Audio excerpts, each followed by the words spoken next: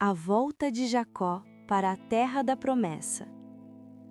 Muitos anos se passaram com a chegada de Jacó em Padã-Arã.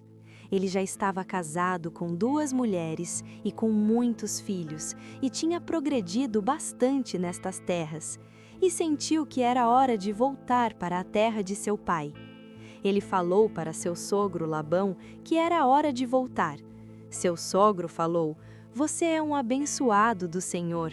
Com você aqui, eu fui abençoado com muitos bens. É melhor que você fique. Diga-me qual será o seu salário." Jacó sabia de seu esforço e tudo o que fizera pelo teu sogro. Jacó falou: "Continuarei a apacentar e a guardar o teu rebanho. Mas em troca, você me darás os rebanhos salpicados, os malhados e os morenos entre os cordeiros e as cabras. E isto será o meu salário." Labão concordou, e a partir daquele dia, Jacó separou o rebanho de acordo com o que falara para Labão. Parecia um acordo simples, mas havia uma intenção por trás. Labão acreditava que Jacó ficaria com pouco. Mas algo inesperado acontece. Deus começa a agir, mesmo em meio a um acordo injusto. Os rebanhos de Jacó começam a crescer, e crescer muito. O que era pouco se torna abundante. Jacó prospera e se torna forte, rico e respeitado. Não por estratégia humana, mas pela mão de Deus. Com o tempo, os filhos de Labão começam a perceber que Jacó está ficando com tudo. A inveja cresce, o ambiente muda, o olhar de Labão não era mais o mesmo. E uma noite o Senhor fala para Jacó: "Torna a terra dos teus pais e a tua parentela, e eu serei contigo." Então Jacó chamou Raquel e Leia ao campo, ao seu rebanho, e disse-lhe: "Vejo que o rosto de seu pai já não é mais o mesmo para comigo, porém o Deus de meu pai esteve comigo. E vós mesmas sabeis que, com todo o meu poder, tenho servido a seu pai, mas vosso pai me enganou e mudou meu salário 10 vezes. Porém Deus não lhe permitiu que me fizesse mal."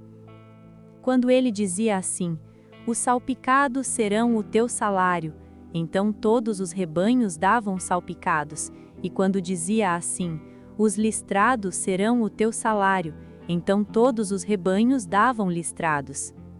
Assim Deus tirou o gado de vosso pai e deu-o a mim.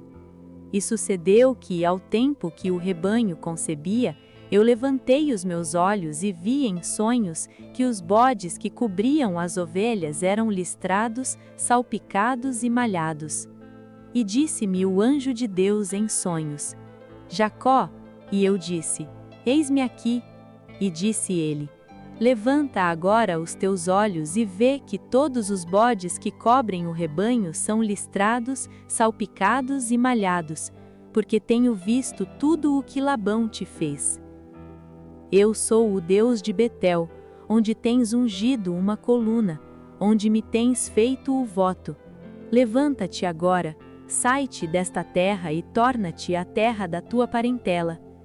Tinha chegado a hora de Jacó tomar uma decisão e partir para a terra de seu pai. Ali no campo, junto ao rebanho, Jacó abre seu coração e explica tudo às suas esposas, o que estava acontecendo. Fala na mudança de Labão no seu comportamento e, principalmente, revela o que Deus havia lhe dito, que era a hora de partir. Raquel e Leia, que tantas vezes estiveram em disputa, agora falam em uma só voz: "Temos nós ainda parte ou herança na casa de nosso pai?" É como se dissessem: não há mais nada que nos prenda aqui.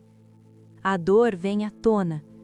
Não nos considera ele como estrangeiras, pois nos vendeu e consumiu todo o nosso dinheiro. Elas reconhecem a injustiça, reconhecem que foram desvalorizadas, reconhecem que aquele lugar já não era mais lar.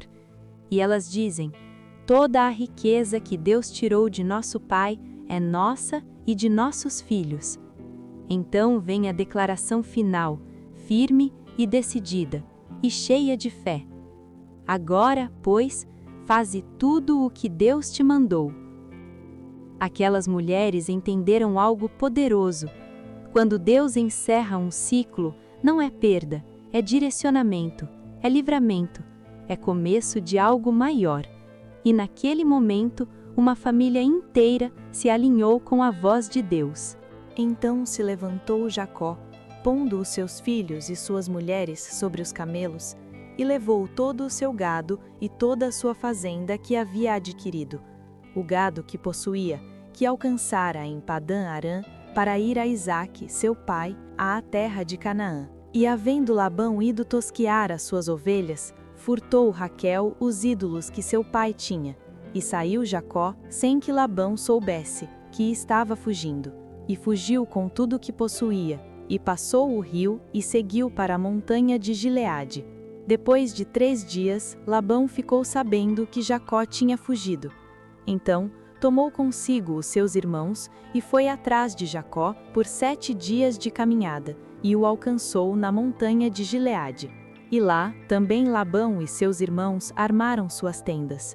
Então disse Labão a Jacó: Por que saíste ocultamente e levastes as minhas filhas como cativas pela espada? Por que não me fizeste saber?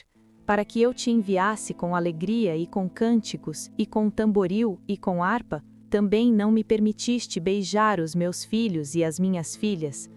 Loucamente, pois, agora andaste, fazendo assim. Poder havia em minha mão para vos fazer mal.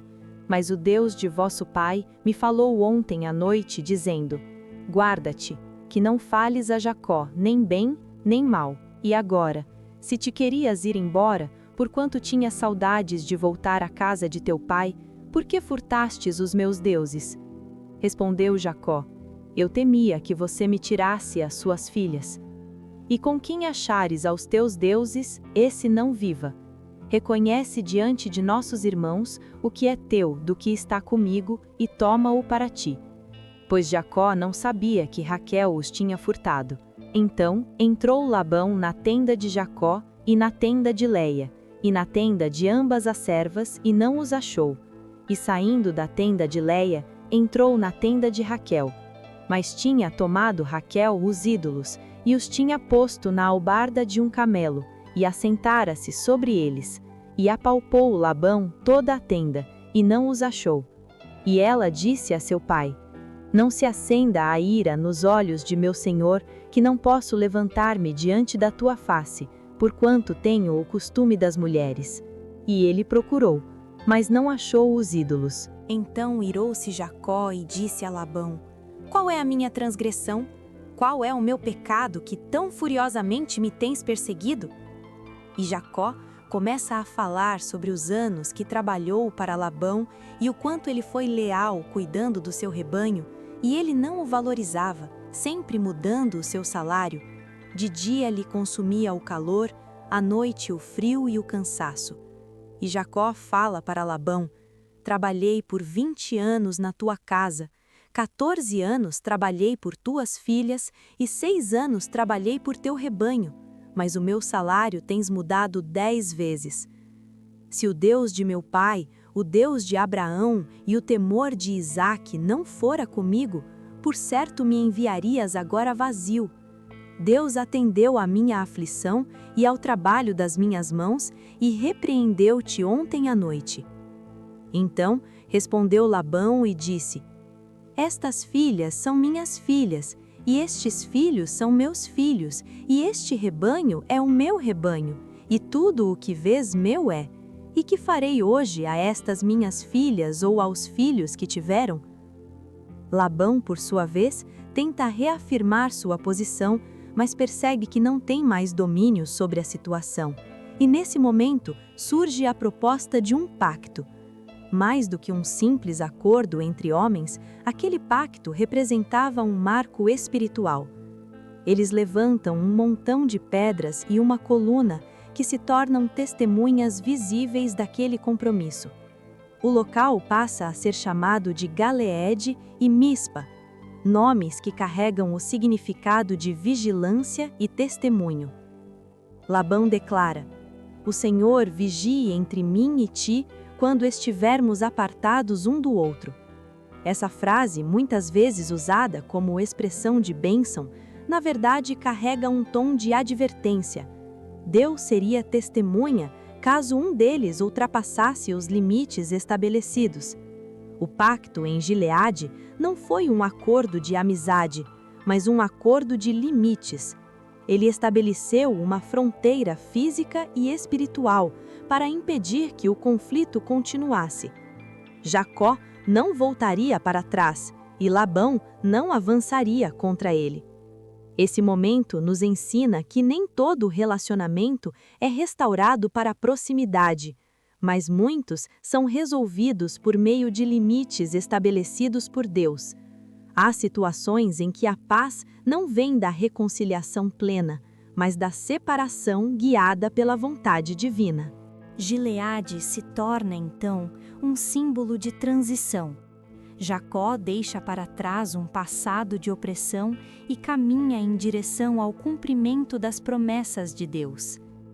O pacto não apenas encerra um conflito, mas abre caminho para um novo começo. Assim, aprendemos que Deus não apenas nos abençoa, mas também nos protege, estabelece limites e nos conduz a lugares onde sua promessa pode se cumprir plenamente. Quando confiamos nele, até os momentos de confronto podem transformar em marcos de paz e direção. Depois do pacto, Jacó sacrificou naquela montanha e convidou Labão e todos que estavam com ele para comerem pão, e comeram pão e passaram a noite na montanha. E levantou-se Labão pela manhã, de madrugada, e beijou seus filhos e filhas e abençoou-os, e partiu e voltou Labão para suas terras. E foi também Jacó o seu caminho, com tudo que possuía. Jacó havia deixado para trás um ciclo difícil, anos de trabalho, enganos e pressões. Agora, finalmente, ele estava livre de um passado que o marcou profundamente. Mas o caminho à frente ainda trazia um peso. Ele estava voltando para a terra da promessa, mas também para um encontro que ele temia. Esaú, o irmão que ele enganou, o passado que ainda não estava resolvido. Mas a história continua no próximo vídeo. A luta com Deus e o encontro com seu irmão Esaú. Se inscrevam no canal para não perder os próximos vídeos e se gostou, deixem um like. Obrigado e fiquem com Deus.